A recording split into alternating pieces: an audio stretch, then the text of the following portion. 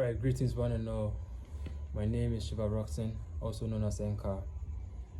And, it's been a while we're recording these videos, and I welcome you all to the Divine Cipher. And also, I happen to be the leader and the founder of the Mystic Order of Light and Sound Meditation. Tonight, I would like to talk about, I think in a previous episode, I discussed about the Entered Apprentice, unveiling certain secrets and certain truths within Freemasonry. I spoke about the Entered Apprentice degree, the first degree, where we proceeded with an episode 2 of the same first degree. There are a lot to be said about the first degree. So this evening, I'd like to speak on the charge of a Freemason once being initiated through the first degree. You've been given a charge, and this charge I would like to read from the Book of Constitution, to you, so that you will have a clearer understanding of what Freemasonry is all about. Many a times, a lot of people think this craft is an evil one, it's an evil society whereby, noble men gather together to drink blood of innocent people, drink the blood of babies, and all these kind of teachings going on in this world, around the craft, which is not true. So at this moment, I would like you to take it as if, or not as if, I would like you to take this on record from a true brother, of the society.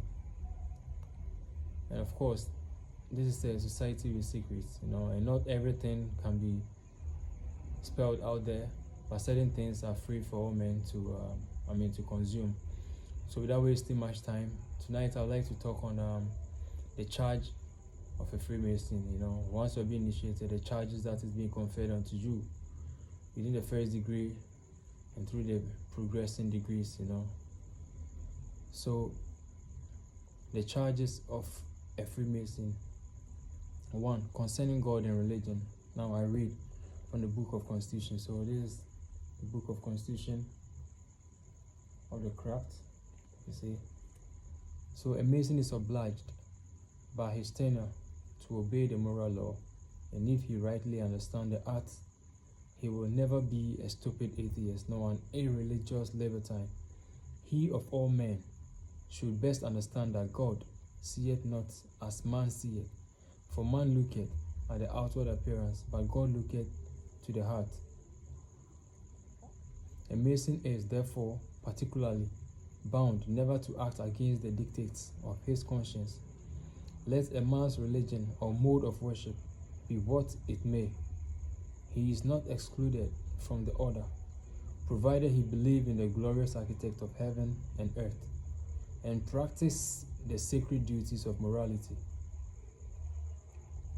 Masons unite with the virtuous of every persuasion in the firm and pleasing bond of fraternal love. They are taught to view the errors of mankind with compassion, and to strive by the purity of their own conduct to demonstrate the superior excellence of the faith they may profess.